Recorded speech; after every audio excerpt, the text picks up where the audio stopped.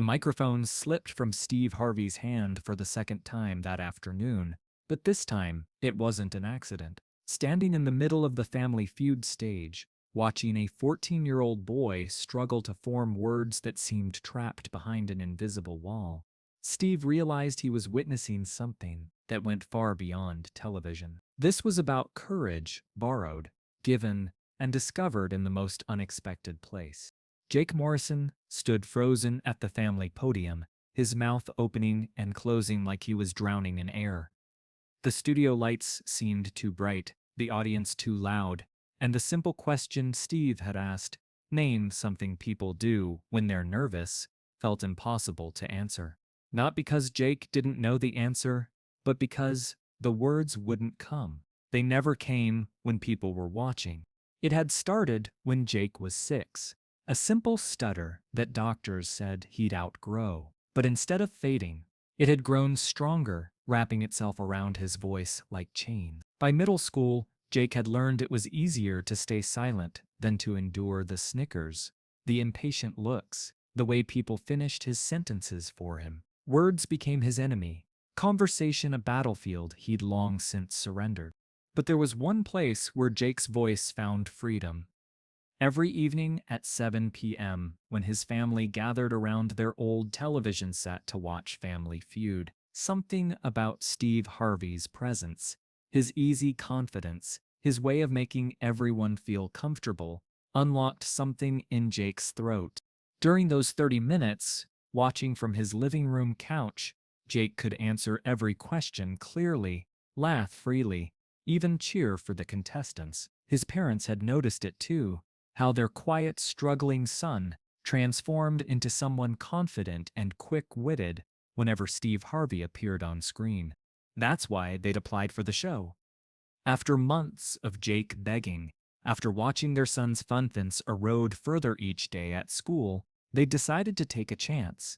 When the call came that the Morrison family had been selected for Family Feud, Jake had been over the moon. Finally, a chance to meet the man who somehow gave him his voice back every night. But standing on that stage now, with cameras rolling and hundreds of eyes watching, Jake felt the familiar paralysis creeping in. The same paralysis that made him eat lunch alone, that kept him from raising his hand in class, even when he knew the answer, that had turned him from a chatty 6-year-old into a silent teenager who communicated mostly through nods and gestures. Steve Harvey, dressed in his signature navy suit with a pocket square that caught the studio lights, was waiting for Jake's answer. He'd been doing this long enough to recognize stage fright when he saw it, but something about Jake's struggle felt different. This wasn't nervousness, this was something deeper. "Take your time, son," Steve said gently, his voice carrying that warm familiarity that had made him America's favorite game show host. No rush at all. Behind Jake, his family mother Sarah, father Mike, teenage sister Emma, and grandmother Rose watch with a mixture of hope and heartbreak. They'd seen Jake struggle with words for years, but they'd also seen him come alive during Family Feud. They'd believed that meeting Steve Harvey might somehow translate that living room confidence to real life. Jake's mouth moved silently, forming the word pray over and over again. It was right there, sitting on his tongue, but it wouldn't come out. The familiar heat of embarrassment crept up his neck. He could feel the audience growing restless, could sense his family's disappointment, could imagine the viewers at home growing impatient with the kid who couldn't talk. That's when his mother, Sarah, stepped forward. She'd spent 8 years watching her son struggle, 8 years of speech therapy appointments and doctor visits, and watching Jake retreat further into himself. "He knows the answer," she said to Steve, her voice thick with emotion. "He's trying to say pray, but he has a severe stutter. He can't help it." The studio fell into an uncomfortable silence. Game shows weren't equipped for this kind of moment. The pace was supposed to be quick, energetic, fun, but Steve Harvey wasn't just a game show host. He was a father, a man who understood that some moments required you to slow down, to really see the person in front of you. Steve set down his cards and walked slowly toward Jake. With each step, something shifted in the studio's energy. The audience sensed that this was no longer about the game. This was about something more important. Jake, Steve said softly, positioning himself directly in front of the teenager. Look at me, son. Jake raised his eyes, and Steve saw something there that broke his heart. Not just embarrassment or frustration, but a deep well of loneliness. The look of someone who'd learned to expect disappointment, who'd grown accustomed to being overlooked, dismissed, or pitied. You know what? Steve continued, his voice dropping to almost a whisper. I want to tell you something, and I need you to listen real carefully. The cameras kept rolling, but everyone in the studio understood that they were witnessing something unprecedented. Steve Harvey was out to break every rule of television, and somehow that felt exactly right. Every single night, Steve said, I stand on this stage and I ask people questions. Some folks are quick with their answers, some take their time, some make me laugh, some surprise me. But you know what I've never had? I've never had someone who made me realize that courage isn't about talking fast or smooth. Courage is about showing up when it's hard. Jake's eyes widened slightly. He wasn't used to adults talking to him this way, not with pity or frustration, but with respect. Your mama says you know the answer, Steve continued, and I believe her. But more than that, I believe in you. So, I'm going to ask you again, and this time, I want you to forget about everyone else. Forget about the cameras. Forget about the audience. It's just you and me, Jake. Just two guys having a conversation. What do people do when they're nervous? Jake opened his mouth, and for a moment, nothing came. The familiar block was there, that invisible wall that had separated him from the world for so many years. But then something happened. Maybe it was Steve's steady presence. Maybe it was the genuine interest in his eyes. Maybe it was the way the entire studio had gone quiet, not with impatience, but with anticipation. P. Jake began, and then stopped, frustrated. That's it, Steve encouraged. Take your time. I've got all day. Jake finally managed, the word emerging like a bird that had been caged too long. The studio erupted, not with polite applause, but with genuine, heartfelt cheering. The kind of response reserved for Olympic victories and graduation speeches, and moments when ordinary people do extraordinary things. Steve's face lit up with a smile so genuine, so proud, that it seemed to transform his entire being. Pray, he announced, turning to the board. Surveys. The number one answer flashed on the screen. Pray. But Steve wasn't done. Instead of moving on to the next family member, he stayed where he was, looking directly at Jake. You know what just happened there, Jake? Steve asked. You just did something that most people spend their whole lives trying to figure out. You found your voice when it mattered most. Jake was crying now, but they weren't tears of embarrassment. For the first time in years, they were tears of relief, of pride, of the overwhelming feeling of being truly seen and understood. But I need to tell you something else, Steve continued, his voice growing stronger. That voice you just found, that belongs to you, not to this stage, not to these cameras, not to me. That's yours. And don't you ever let anyone make you think otherwise. Behind the scenes, something unprecedented was happening. The producers, who typically worried about pacing and commercial breaks and keeping the energy high, had stopped thinking about any of that. The cameramen had stopped following their usual shots and were instead focusing entirely on the connection between Steve and Jake. The audience had stopped being an audience and had become witnesses to something sacred. Steve reached into his jacket pocket and pulled out his personal business card. It wasn't a prop or a publicity stunt. It was the real thing, with his private number, the one he gave to people he genuinely wanted to stay connected with. Jake, he said, pressing the card into the teenager's trembling hand. I want you to have this, and I want you to know that whenever you need to remember what you did here today, whenever you need to remember that you have a voice worth hearing, you call that number. You understand me? Jake nodded, clutching the card like a lifeline. But Steve still wasn't finished. In a gesture that would be talked about for years afterward, he began to remove his suit jacket. It was navy blue, perfectly tailored, and had been with him for hundreds of episodes. It was, in many ways, as much a part of the Steve Harvey television persona as his mustache or his signature reactions. This jacket, Steve said, draping it over Jake's shoulders, has been with me for every episode I've filmed this season. It's heard every answer, witnessed every celebration, been part of every moment of joy and surprise and connection that happens on this stage. The jacket was enormous on Jake's slight frame, hanging past his knees like a royal robe, but somehow it looked exactly right.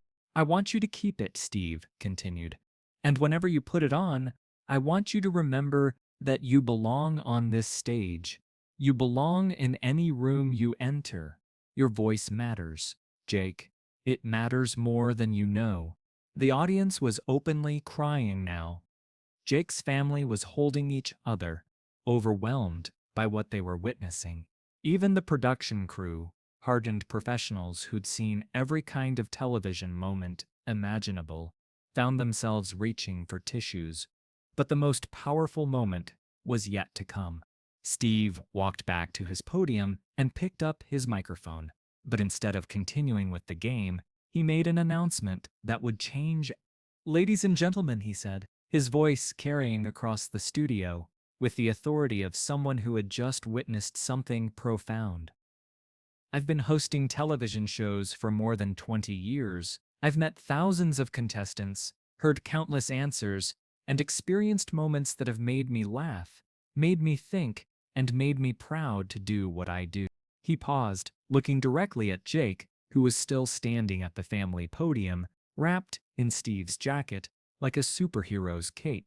But what Jake just did, Steve continued, what this young man just showed all of us, is the most important lesson I've ever learned on this stage. He taught us that courage isn't about having a perfect voice or saying the right words quickly. Courage is about trying, even when it's hard, especially when it's hard. Steve walked back over to Jake, and in a gesture that broke every protocol, every rule of game show hosting, he knelt down on the studio floor. Jake, he said, looking up at the teenager with eyes that were bright with unshed tears. I need you to make me a promise. Jake nodded, unable to speak, but clearly listening with every fiber of his being. I need you to promise me that you'll never give up on your voice. I need you to promise me that when kids at school make you feel small, you'll remember this moment. I need you to promise me that you'll keep trying, keep speaking, keep showing up, because the world needs to hear what you have to say. I promise, Jake whispered, and in that moment, everyone in the studio understood that they had just witnessed something that transcended entertainment. This was about human connection, about the power of seeing someone truly and completely, about the courage it takes to be vulnerable in a world that often rewards only strength and perfection. The game continued, but it was transformed. Jake's family played with a lightness and joy they hadn't felt in years. When it was Jake's turn again, he answered clearly and confidently, earning points and cheers from the audience. The competing family, the Rodriguez family from Texas, had long since stopped caring about winning.